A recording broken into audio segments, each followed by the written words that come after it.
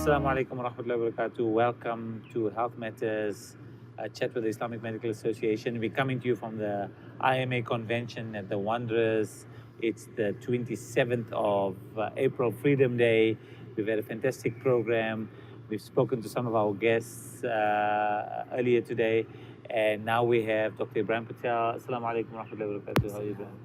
Ibrahim is a dentist and he gave a fantastic session or talk today. I wasn't there myself, but so I heard on orthodontics, or sorry, let me get it right, on endodontics, and he'll tell us what that is about, Ibrahim.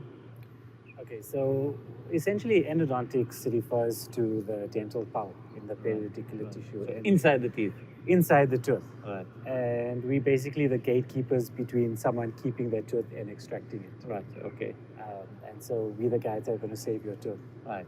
So this is like the core supplying nutrition, nourishment, and so forth inside the tooth, keeping it alive. That's correct. Okay. That's And if that dies, the tooth dies.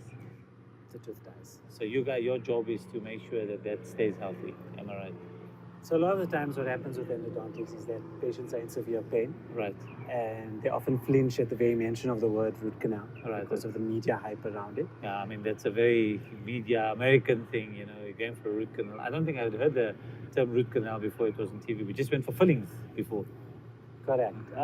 These days it's a sought after treatment because Okay. it's one of those that will ensure we keep the tooth. Right. It's actually a very painless procedure Okay. if done correctly. Right. And like I say, it's the last resort for someone to get to keep their tooth. Okay. So normally, who would pursue a root canal treatment? What type of individual or patient would come to you and you would determine this person needs a root canal treatment? So it's often when the nerve is damaged beyond Okay. repair. Right. At that point, we know that the Okay. patient needs a root canal. So the patient would manifest with pain or with So the severe pain. caries or It's the okay. type of pain that keeps you up all night, can't Right. eat, you can't Just sleep. you talking about it makes me, Just a lot of discomfort beforehand. Right. Yeah. Okay. And so they would come in, you would do an examination and identify that the issue is in the root of the Correct. tooth. It is regarded as an emergency procedure, Right. the initial treatment. And so often when patients come in, we would begin immediately. Okay. I mean, from a layman's perspective, because I think one of the things which patients are afraid of the most is the unknown. Because one of the things, if you go to a dermatologist and you can see him actually examining your skin, you go to a cardiologist, you can see what they're doing. But with a dentist, really, you're almost in a vulnerable position. You're lying there, your mouth is open, and only he knows what he can see. You can't look into your own mouth in reality Correct. unless you had a Yes. mirror, and it's not practical. So I think one of the things which may alleviate the fear around patients if they had a basic description of the treatment, would you be able to do that? Maybe give us an idea. Yes, The no, basic- definitely. I think so. One of the main things we often tell our students, as a dentist, you need to provide information. Right. And especially when it comes to something like a root canal, because like you say, your patient doesn't know what you're doing, Right. you need to give that He doesn't even information. know there's a root of a tooth. You know? So essentially, it starts off with us explaining that there is actually a nerve within the tooth, and Right. each tooth has its own nerve. Right. And when we need to do a root canal, it means that that nerve is damaged, and we need to remove that Right. nerve. Right. So what we're doing is that we drill into the center of the tooth Okay. and get into the canal that houses that nerve. Okay. We then clean that out, Well, disinfect I mean, obviously, it. you first use liberal amounts of anesthetics. Definitely. Okay. So we make sure our patients are completely numb Right. so that they do not feel a thing. Right. And then you drill through the top of the tooth usually. Through the top of the tooth. Okay. Often there is a cavity present, so Okay. that guides us. Right. And like I say, we get into the canal, we remove the infected. Where does and X-ray skins. come in this procedure? Because I see a lot of dentists will do an X-ray So to identify. there's okay, actual multiple X-rays in that when you're doing a root canal, as a dentist as Right. well, a lot of it is done by feeling. Okay. In that the only bit of visual information that you get is via an X-ray. Okay. And so you'll often you'll observe dentists taking at least 4 or 5 X-rays Okay. for To root see canal. how far they've gone or what they've done. Because we need to make sure we get to the correct levels, that we're cleaning, preparing properly, Okay. and then filling as well. We fill the entire root system. And what do you normally fill it with? So you basically would drill in, clean out all the material in there, which may include the nerve root, which is there. Nerve, blood tissue. Any blood, any debris, infected tissue, and so Correct. forth. Do you sometimes need antibiotics prior to this type of treatment, or because during this treatment, or would it be advised So- as routine? one of the things that we must stress is that the tooth is a connection between the external environment and the sterile body. Right. And so when bacteria get into this root canal system, it can go beyond the tooth into the surrounding bone. Right. Or even into your bloodstream. And when that occurs, then you do require antibiotics. Okay. So if you suspect there's an infection which is extended beyond just the nerve root or the pulp, you would give antibiotics. It's not routine. So it's not routine. If we can control the infection with conventional endodontic therapy, then we don't prescribe. Right. It's only when the bacteria are spreading through the tissue. Right. Obviously, there's some particular patients. So there who are may be systemic symptoms yeah. at that point. And there may be patients who are susceptible to certain problems, like with heart problems and so on. Who may Correct. need So our antibiotics for immunocompromised other reasons, patients, yes, for other definitely. reasons. Okay. So once you clean it out, you said you fill it. What do you fill it with? So Cement. we fill it with material known as gutta-perca. Okay. It's actually over 100 years old. Okay. And it's one of those materials in dentistry that have stood the test of time. Right. It hasn't been replaced. With the most modern of advancements, you find that it is still gutta-perca. Okay. Okay. That we use. So what is it? What is it actually? So it's actually comes from a natural tree from Malaysia, Right. Okay. believe it or not, and it's a natural rubber. Okay. It's a polyisoprene that we use. And what makes it so good? It doesn't inflame the immune system. So it's sterile. the best part is that it's inert. It's not toxic. It won't Okay. cause any problems. Right. It sits there. It fills the space, and that's it. So I mean, nobody gets metal fillings, or is that a separate thing? Mercury fillings and those type of things. They So don't happen yeah, so the anymore. mercury, the silver fillings refers to amalgam. Okay. That's more filling that we place on the on top. the top of the tooth. That's Okay. it. So So it that's doesn't actually separate go from into the the root filling canal that you're at all. using. Yeah, in this the- is in different. the This root is canal. just a root filling. Okay. So to So I speak. mean, once you've done this procedure, the nerve root is dead, The tooth is dead. and then yes. so what happens to the tooth? Does it deteriorate on top of it? So or the does tooth it live? remains in the mouth. Okay. We often advise our patients to have something called a crown Okay. at the top, and it's simply like a cap that goes over the top Okay, of the okay. tooth, and that makes sure that the tooth retains its strength. Right. And provided that the oral environment is kept clean, that can last a very long time. Okay, no, that's excellent. So, obviously, this type of procedure would prevent you from needing to extract the tooth. So, the anatomical function of the tooth in terms of chewing, mastication, all that can continue. That's but correct. worst case scenario, now you lose a tooth. What are your options for you then? So once you lose the tooth, with Or modern day let's science, even before we get there, Yeah. what would make you take out the tooth and not do a root canal? If there's not enough tooth left. so at times it's whenever we decide to do a root canal, we need to make sure that the tooth can remain in the mouth. All right. So we need to be able to restore that tooth after Okay, we do the okay. root canal. So any factor that hinders that tooth staying, like fractures, for example, Right. will necessitate removing the tooth. Okay. So then, say the tooth is out, and obviously, if you lose the tooth, it may affect your ability to chew Mhm. appropriately. So, what are the options for you at that stage? So once you lose a tooth with modern day science, we have things like implants Okay. that we can place in, which essentially replaces the root of the tooth. All right. And then you would you'd restore that with a crown at the top. Right. If patients who don't want to go that route can still have a Right, bridge, right. which is essentially using the teeth on either side as Right. pillars And to then you support an build something artificial in tooth. between there. Correct. So you have an Okay. artificial tooth linked to the Right, tooth. right. So those are options. And even where patients can't afford that, you have the removable option, the so-called false teeth. Okay. Okay. that So, people can and those obviously then are created. You can have a false tooth just for one tooth. Yeah, you can have a single false tooth as Okay. well. And obviously, root canals, the root of the tooth is a universal feature for all your teeth. It's not just some teeth. That's Because obviously, correct, the perception yes. is that it affects more your molars and so on and so on. But it can affect your other teeth. So as well. every single tooth has a nerve supply, Right, and right. so any tooth can be Okay. susceptible to needing a root canal. Okay. I mean, so that's I think hopefully for many of our patients that fear around going to the dentist can be alleviated. If you have more information and you're able to understand what the dentist can do, if that pain factor is taken away from you. Obviously, the dentist is trained to make sure that you're not going to have that pain. Otherwise, obviously we might as well have barbers removing teeth. That's correct. I think with modern day science, there are so many adjuncts that we can use to Yes, make patients comfortable that any visit to the dentist need not be traumatic anymore. Right. And in terms of this procedure, it's any general dentist should be capable of doing it. So, I mean, we went through the hierarchy in one of the talks earlier today in terms of dental care. So, I mean, maybe we can go through that after the break. But in general, any dentist should be able to do a root canal treatment. Yeah, South Africa is a unique country where endodontics is not a specialty. Okay. And so every general dental practitioner is trained to be able to perform a root canal Okay. treatment. Maybe we'll come back after the break, inshallah, and discuss a few issues about dental training in general in South Africa.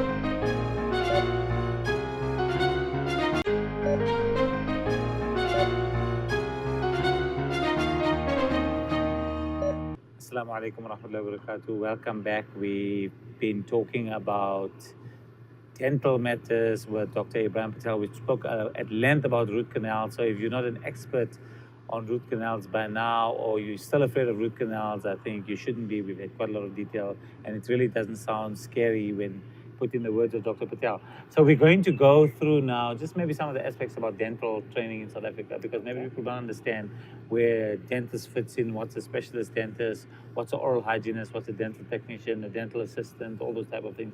So maybe you can just take us through what are the sort of categories of dental care available in South Africa.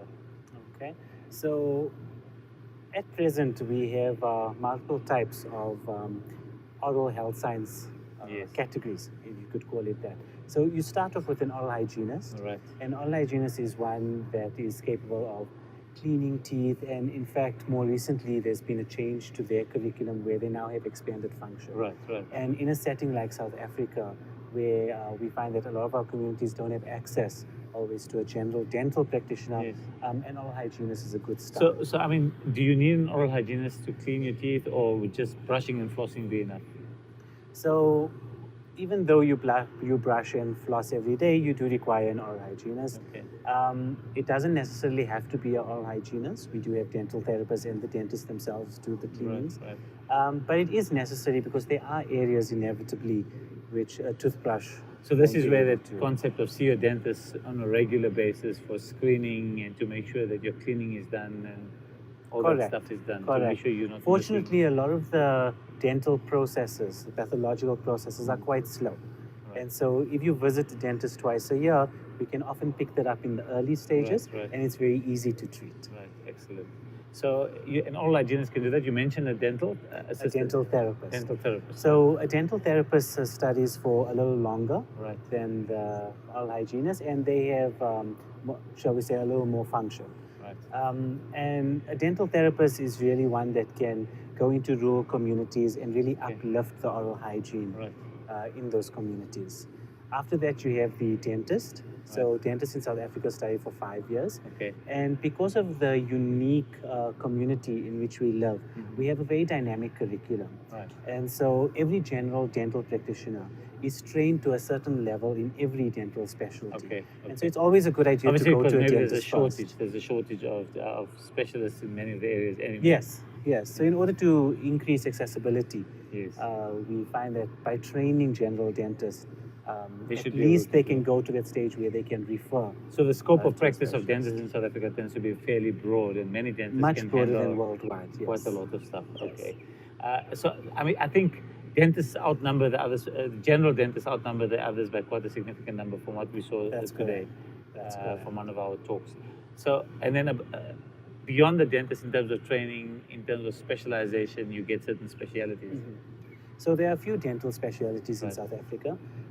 The one being maxillofacial and oral surgery, Okay. and really, it's just that it's any surgical procedure Right, right. uh, Around the head, the face, around the head and neck maxilla, the mouth, Correct. the teeth. Wisdom Um, teeth, I think, are the famous ones. We also then have our oral medicine and Okay. periodontology, Okay. and that focuses more on the soft tissues. Right. The gums.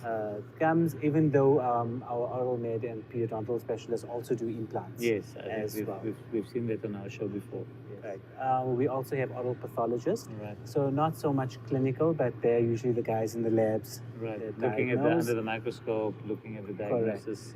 We have pathologically. community dentists, Right. and our community dentists really assist government with legislation around right, dental right, health right. and oral hygiene. And obviously, there's a significant need from that where there's inadequate resources. You need to make the buck stretch much longer, and you need to.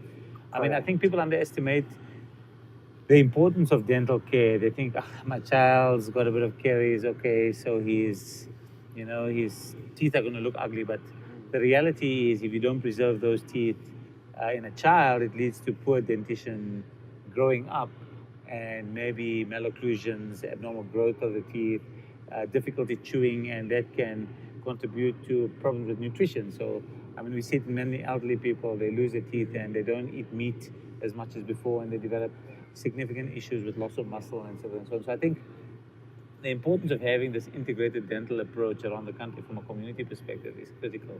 Correct. And oral health promotion has been on top of the agenda Yes, for yes. quite a few years now.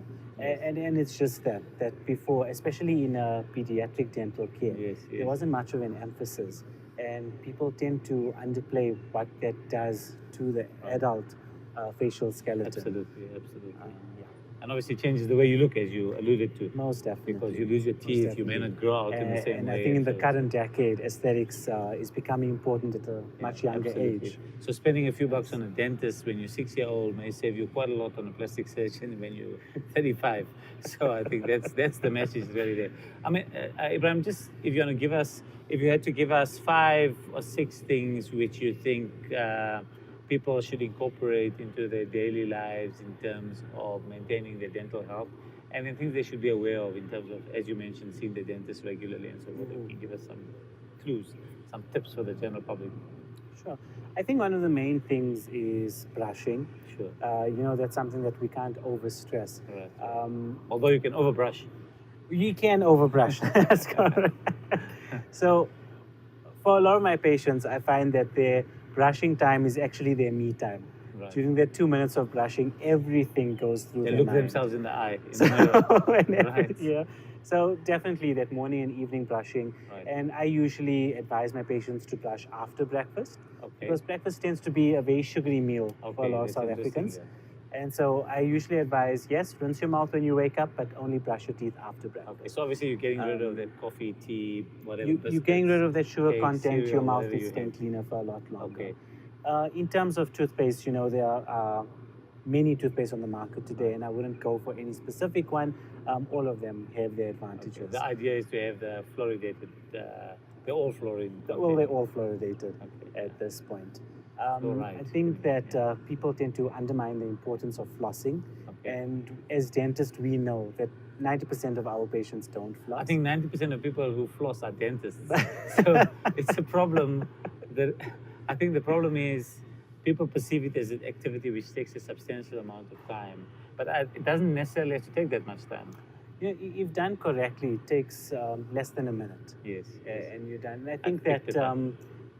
again, coming back just to the oral health promotion part, that if you drop into any of your pharmacies these days, it's not just the standard floss that you need to buy anymore. Yeah. You get these pre-threaded flosses that you can use. Absolutely. You get oral irrigators, which we've seen a lot of success with. Okay. And that's something I definitely suggest So what to is that? patients. What is an oral So an irrigator? oral irrigator is basically water that's used As a floss.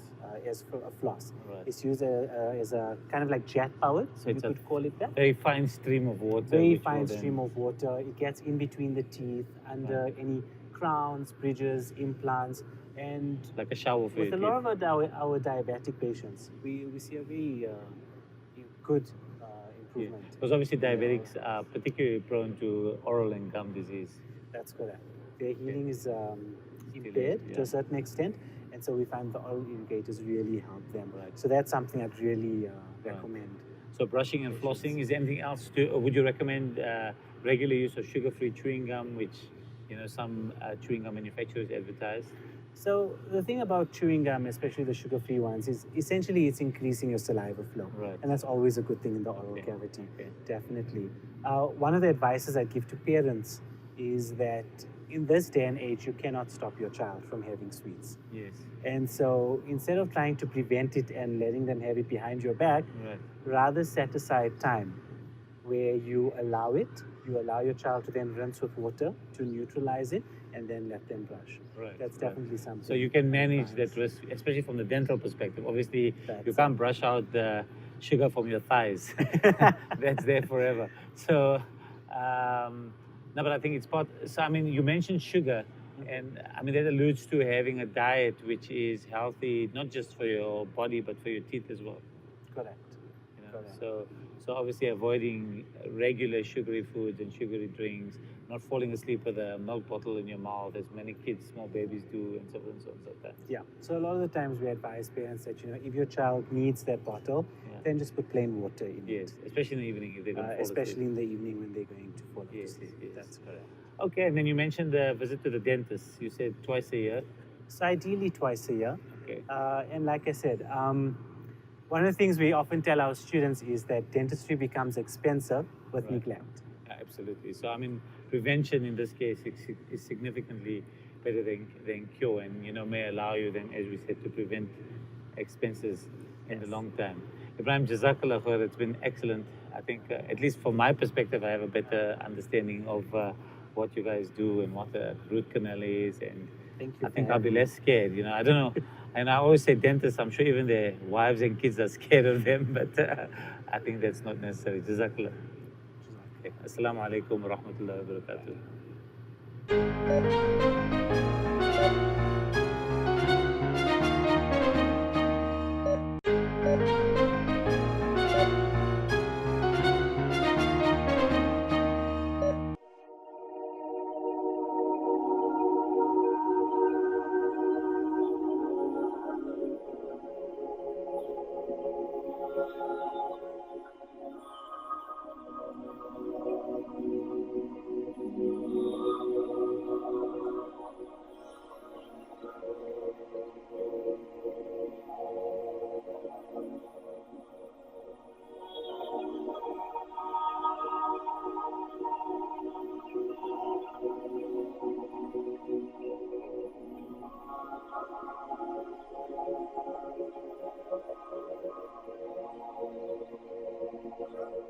Assalamu alaikum. I'm Fatima Isak. I'm at the IMA 2018 at Wanderers Club. This is my 16th, 17th conference. I'm not a doctor. I'm not even a medical person. I'm actually a civil engineer, but my dad is in the medical field, and I like attending the conference as often as I can with him because I learn a lot. I'm a person who loves learning, and I like learning about how to look after myself, nutrition, posture, good footwear, that type of thing. And I also like the Islamic talks. I like the vibe of the Islamic Medical Conference. The fact that I'm around people who are also academic, people in my religion, Islam, and people who I can connect with, essentially. Jazakallah. Bismillah ar-Rahman ar-Rahim. I'm Ashraf Ilfar. I'm in the IMA conference 2018. I enjoy in having these people, exactly, because they are very amazing people. They are looking for beneficial to everyone. Today and yesterday we have a Quran workshop. It was nice, I think, and I think I enjoyed and everyone came enjoyed, alhamdulillah. Thank you. Assalamu alaikum, I'm Zahra Esab. I'm here because I don't think that you ever grow out of learning new things.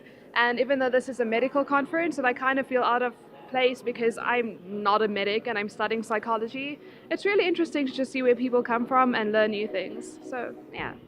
Assalamu alaikum wa rahmatullahi wa barakatuhu. Salman Khan reporting from Minixa at the IMA. Minixa is the Masjid and Imam Advisory Council. We are here to raise awareness about the plight of our imams. Those are the most important people in our community and they have been neglected. So what we're doing, we're trying to find a partnership with the IMA, which is the Islamic Medical Association, to find out if there is a willing doctor who would like to help our most important people in our community, the imam, the appas, the ustad, and the muezzins, because it's been long that our imams have no medical aid. It has been long, they don't have any continuation plan. They get retired after 30 years and literally they become a beggar on the street. And it is up to us to find the ways and resource mobilization, raise the fund to make sure their well-being during the time of the employment and after the employment is looked after. Minixa and the IMA have formed a relationship to bring the willing doctor and the willing patient to help and find the way how we can assist. And alhamdulillah, at the IMA conference, it is overwhelming that most of the doctors are prepared and also willing to help and find out if there is a patient or anybody from the mosque who is employed by the mosque is sick, they will be able to assist free of charge. And we would like to say thank you very much. And we're calling on our greater Muslim community to do exactly the same thing, to look after the mosque, look after the masjid, look after the most important asset of our community, the imam, the muezzin, the apas, the ustad, and make sure they have the medical aid, make sure they have the written contract, make sure they had a annuity, they had a pension plan, because they are the people who receive the blessing from Allah subhanahu wa ta'ala in the mosque, and they are the people who distribute the blessing. Imagine if they are in a suffering, they're not happy, what will happen to our community, how the blessing will be coming to us. So it's the most important thing. Please join us to raise the awareness and bring better socio-economic condition for the imams in our community. Minixa is there to assist, and Minixa is the Masjid and Imam National Advisory Council. Assalamu alaikum wa rahmatullahi wa barakatuh.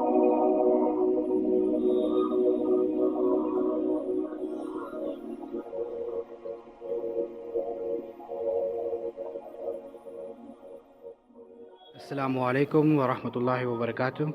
My name is Ashraf Sumra and I am with Uthman Biosims. Uthman Biosims is a brand new pharmaceutical company that is locally owned and Muslim owned. Alhamdulillah, we are proud to be associated with the Islamic Medical Association of South Africa to celebrate the 38th annual convention. Alhamdulillah, this has been a huge success with many healthcare professionals turning up and coming for the variety of talks and events that took place over yesterday and today. And I believe that inshallah going forward, the IMA as well as its members will grow from strength to strength, and we will be able to maximize the opportunities that we have as a Muslim community to be able to give back to those who need our services and need our assistance. Jazakallah. In the various fields of the Islamic sciences, in an attempt to get closer to understanding the will of Allah, scholars have studied various specializations, just as you have in medicine. Some are dentists, some are gynecologists, some are pediatricians, some are psychiatrists, different fields. And in Islamic sciences, we have the same thing. You have those scholars who have studied the Quran. They may not know a lot about hadith or anything about hadith, but they know the Quran, they understand the language, and they try to explain what they understand it means. Another set of scholars study what is called ulumul hadith. They study the sciences of hadith, the verification of the authenticity of hadith and how strong are certain hadith. Some are scholars of seerah. They try to study the biography, the context in which the hadith and the sunnah was operating.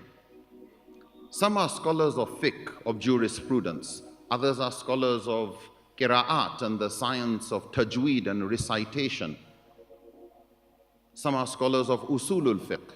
They study the principles. They are like your industrial pharmacists. They are the ones who try to study the methodologies of coming up with rulings where the Quran and Sunnah may be ambiguous or silent. Some are scholars of qawaid, of the maxims of Islamic jurisprudence. These maxims are articulations of the spirit of Sharia. And some are scholars of maqasid Sharia, the objectives, the intent, the higher purpose for which Islamic legislation is meant to fulfill. And if you don't know and don't care about these specializations, the problems we have for health workers, for anybody else, is similar to people coming to hospital and taking a pregnancy case to a dentist. Just because somebody is called Maulana or Sheikh or Ustaz doesn't mean they are a jack of all trade and a master of all. Scholars have their specializations, but we usually do not identify these specializations, which would have made it clear what this scholar is good at and what he is not good at. So I think when I first was given the task of this topic, I decided to find out what do we actually mean by burnout. It seems to have become this mass phenomenon receiving constant media attention. More and more people are missing work and school due to burnout. But is this set of symptoms a clearly defined illness? How is burnout different from depression and anxiety? Wellness, on the other hand, is an active process of becoming aware of and making choices toward a healthy and fulfilling life. Wellness is more than being free from illness, it is a dynamic process of change and growth. The World Health Organization talks about it being a state of complete physical, mental, and social well-being, and not merely the absence of disease or infirmity. And the National Wellness Institute describes it as a conscious, self-directed, and evolving process of achieving full potential. So this is just a little bit of statistics on the rise in the number of sick days in 13 years, and it's a 466%. And I'm sure every doctor in every profession is faced with the challenge of patients requesting sick days because they're exhausted or tired or burnt out or various other reasons. So the term burnout itself was coined in the 70s by the American psychologist Herbert Freudenberger. He used it to describe the consequences of severe stress and high ideals in helping professions. Doctors and nurses, for example, who sacrificed themselves for others would often end up being burnt out, exhausted, listless, and unable to cope. Nowadays, the term has jumped not only from the helping professions or for the dark side of self-sacrifice. It seems it can affect anyone from stressed out careerists and celebrities to overworked employees and homemakers.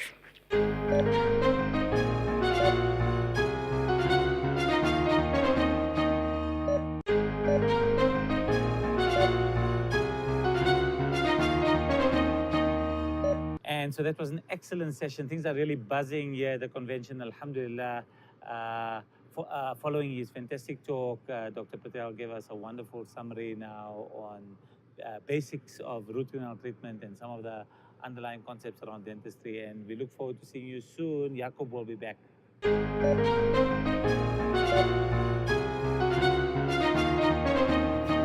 Assalamu alaikum wa rahmatullahi wa barakatuh. Welcome to the ITV program at the IMA convention.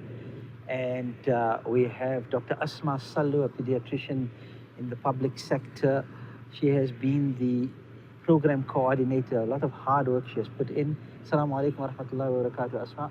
Walaikum salam wa rahmatullahi wa barakatuh, Yaqub. Jazakallah khair. You must be really, really tired after all the hard work you've done over the last few weeks. But Allah reward you for that.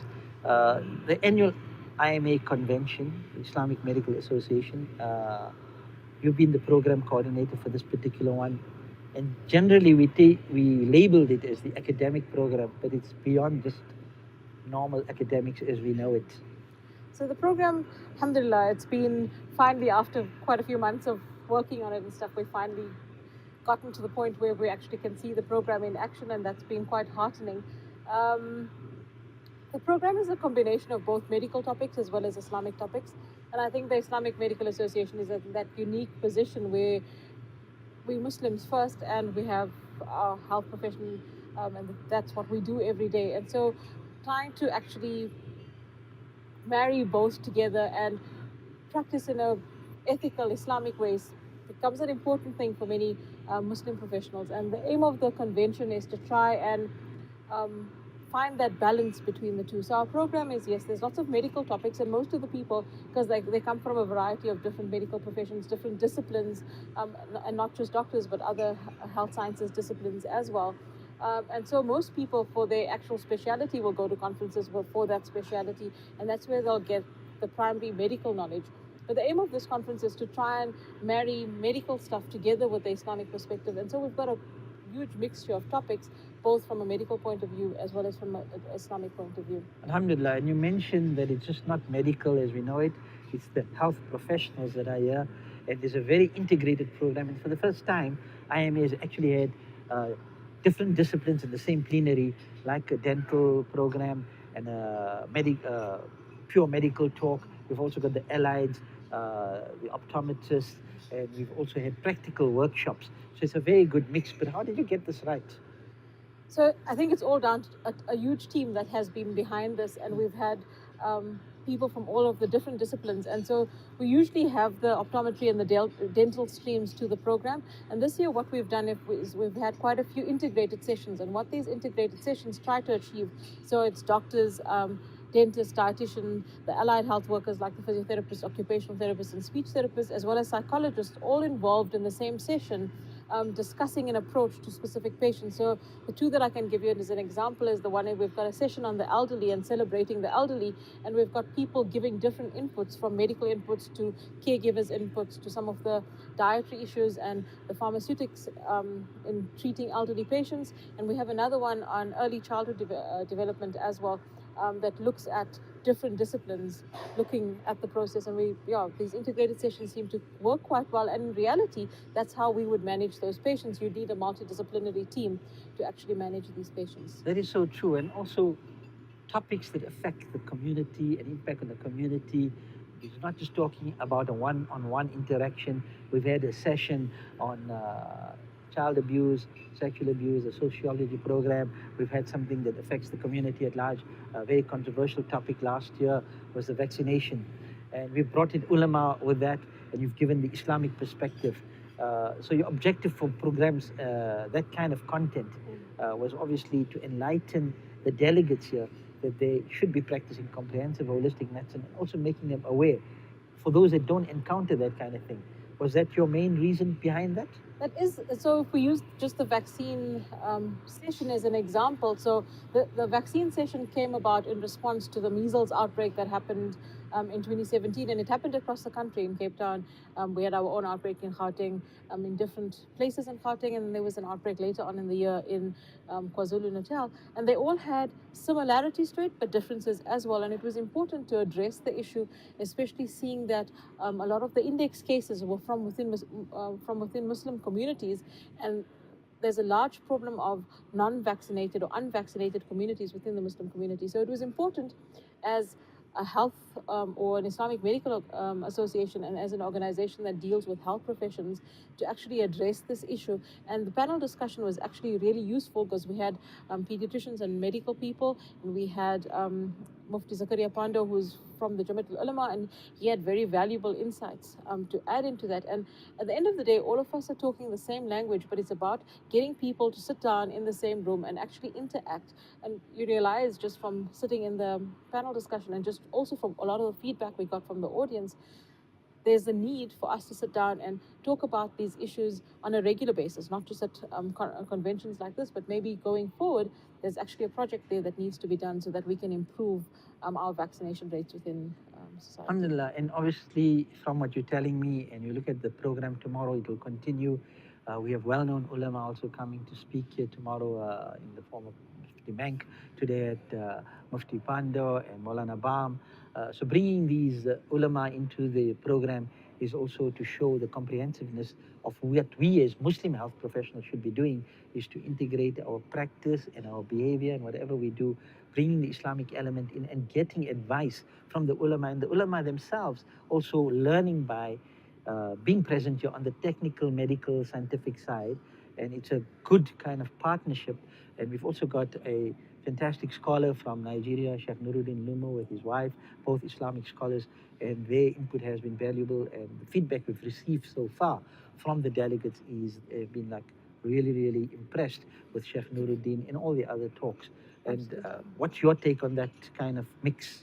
So I think it's really valuable, and we can't exist in silos. So having both sides of the spectrum, we Muslims are on the one side and we health professionals on the other side, but we can't be health professionals only at work and Muslims only in our home life. So that has to be integrated, and I think that this program tries to do exactly that. And I think we're managing to get that balance of both an Islamic and medical perspective. And yes, our guests have been excellent, both our local guests as well as our international guests, and there's lots of very good input that's been coming out as well. It's not only about the delegates and the health professionals, because we always try to have a family convention. So you've also catered for the spouses that are not medical or not in the health profession, program for youth, program for kids. You want to tell us a little more about that? So yeah, as exactly as you were saying, there's a parallel spouse session that runs throughout the program, and there's a student session. So we've got a Yes, of session course. for university students, and Yes, there's excellent. not just medical students, but all the health sciences students, and then there's the program for older kids and younger kids as well. So there's something that's age appropriate and interest appropriate as well for everybody, literally, like you said, the whole family. So it's a long weekend and people don't want to leave their families to spend more time at a conference, which is looked at as work, but at least it's an opportunity to bring their whole family and make it a family event.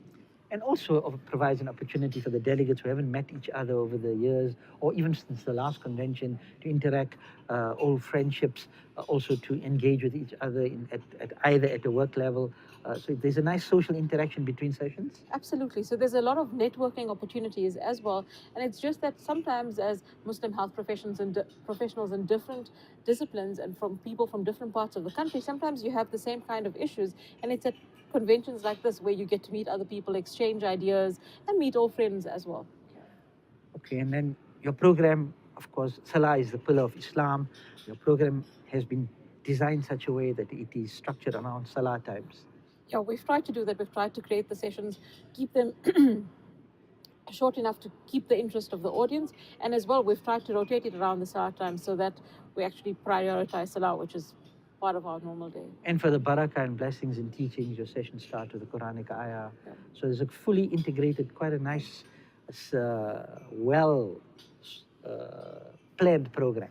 Inshallah, I hope so. And we've tried to also, even the ayats of Quran, we've tried to relate it to what the topic of the program is, which is sometimes not that easy, but that's what we've tried to achieve. Dr. Asma Sallu, well done to you and your team, and Jazakallah khair. I'm sure you're going to need some sleep on Sunday. But in wrapping up, what is to be expected for tomorrow? I think we can expect another full day tomorrow with lots of very interesting speakers, very interesting topics, and I think it's at the end of most conferences you go home feeling like you have information overload, and I think it's not going to be any different here. There's just so many different things that need to be covered, and so I think it'll be another exciting, fun full day.